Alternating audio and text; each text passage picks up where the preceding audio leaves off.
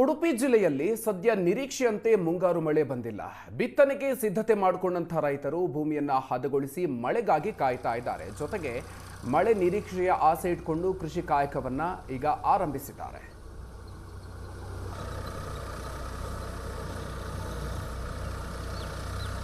ಈ ಬಾರಿ ಮುಂಗಾರು ಬಹಳಷ್ಟು ದುರ್ಬಲವಾಗಿದೆ. ಕಳೆದ ವರ್ಷಕ್ಕೆ ನಾವು ಹೋಲಿಸಿದಾಗ ಮೇ ಮಧ್ಯಭಾಗದಲ್ಲೇ ಕಳೆದ ಬಾರಿ ಮುಂಗಾರು ಮಳೆ ಸುರಿದಿತ್ತು.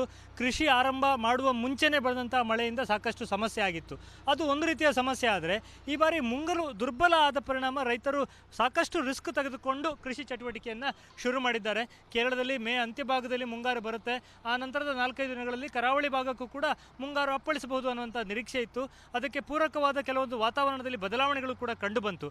ಈಗೇನು ರೆಡ್ ಅಲರ್ಟ್ ಅಂತ ಹವಾಮಾನ ಇಲಾಖೆ ಹೇಳಿದೆ, ಆದರೆ ವಾಸ್ತವದಲ್ಲಿ ನಾವು ಬಂದು ನೋಡಿದಾಗ ಅಂಥ ಮಳೆಯ ಯಾವುದೇ ಸೂಚನೆ, ಅಂದರೆ ಈ ಮುಂಗಾರು ಮಳೆಯ ರೀತಿಯ ಯಾವುದೇ ವ್ಯಾಪಕ ಮಳೆಯ ಸೂಚನೆ ಕಂಡು ಬರ್ತಾ ಇಲ್ಲ. ಅದರ ಹೊರತಾಗಿಯೂ ಕೂಡ ರೈತರು ಬಹಳಷ್ಟು ರಿಸ್ಕ್ ತೆಗೆದುಕೊಂಡು ತಮ್ಮ ನಾಟಿ ಕಾರ್ಯಕ್ಕೆ ಬೇಕಾದ ತಯಾರಿಗಳನ್ನು ಮಾಡಿಕೊಳ್ತಾ ಇದ್ದಾರೆ. ಗದ್ದೆಯನ್ನು ಹದಗೊಳಿಸ್ತಾ ಇರುವಂಥ ಕೆಲಸವನ್ನು ಮಾಡ್ತಾ ಇದ್ದಾರೆ. ಅದನ್ನು ನಾವು ನೋಡ್ಬೋದು. ಇತ್ತೀಚಿನ ವರ್ಷಗಳಲ್ಲಿ ಒಂದು ಸಾಹಸ ಅಂತ ಈ ಭಾಗದಲ್ಲಿ ಕೃಷಿಯನ್ನು ಮಾಡಲಾಗುತ್ತೆ. ಅಂದರೆ ಜೀವನ ಪದ್ಧತಿ ಅಂತ ಮಾಡ್ತಾ ಇದ್ದಂತಹ ಕೃಷಿ ಈಗ ಒಂದು ರೀತಿಯಲ್ಲಿ ಸಾಹಸದ ರೀತಿ ಮಾಡುವಂಥ ಪರಿಸ್ಥಿತಿಗೆ ಬಂದಿದೆ.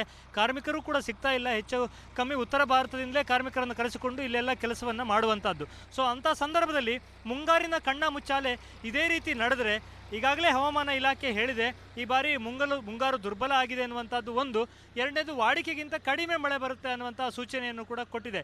ಇದೆಲ್ಲವೂ ಕೂಡ ರೈತರಿಗೆ ಒಂದು ಆತಂಕದ ವಿಚಾರ. ಆದರೂ ಕೂಡ ಬಹಳ ಹರಸಾಹಸ ಪಟ್ಟು ರೈತರು ತಮ್ಮ ಎಂದಿನಂತೆ ಮುಂಗಾರಿನನ್ನು ನಂಬಿ ಕೃಷಿ ಚಟುವಟಿಕೆಯನ್ನು ಶುರು ಮಾಡಿದ್ದಾರೆ. ಉಡುಪಿ ಜಿಲ್ಲೆಯಲ್ಲಿ ನಾವು ಮಂಗಳೂರಿಗೆ ಹೋಲಿಸಿದಾಗ ಅಲ್ಲಿಯ ಭೂಪ್ರದೇಶ ಹೆಚ್ಚಾದರೂ ಕೂಡ ಉಡುಪಿಯ ಭೂಪ್ರದೇಶ ಕಡಿಮೆ ಆದರೂ ಕೂಡ ಕೃಷಿ ಮಾಡುವ ಪ್ರಮಾಣ ಉಡುಪಿಯಲ್ಲೇ ಜಾಸ್ತಿ. ಸುಮಾರು 35,000 ಹೆಕ್ಟೇರ್ನಷ್ಟು ಭತ್ತದ ಕೃಷಿಯ ಉದ್ದೇಶವನ್ನು ಪ್ರತಿ ವರ್ಷ ಹೊಂದಲಾಗುತ್ತೆ. ಬಹುತೇಕ ಅದು ರೀಚ್ ಕೂಡ ಆಗುತ್ತೆ.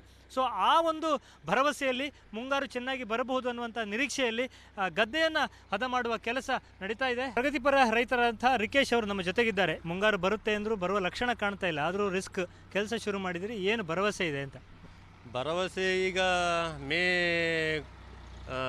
ತಿಂಗಳ ಕೊನೆಯಲ್ಲಿ ಮಾನ್ಸೂನು ಆಗಮನ ಆಗ್ತದಂತ ಹವಾಮಾನ ಇಲಾಖೆ ಒಂದು ಸೂಚನೆಯನ್ನು ಕೊಟ್ಟಿತ್ತು. ಅದನ್ನೇ ಆಧರಿಸಿ ಎಲ್ಲ ರೈತರು ತಮ್ಮ ಭೂಮಿಗಳಿಗೆ ಬಿತ್ತನೆ ಮಾಡಿದರು.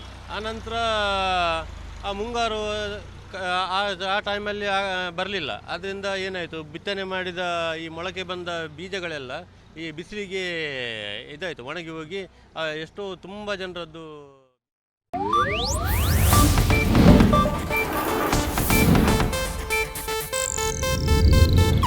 ಇದು ಏಷ್ಯಾನೆಟ್ ನ್ಯೂಸ್ ನೆಟ್ವರ್ಕ್ ಪ್ರಸ್ತುತಿ.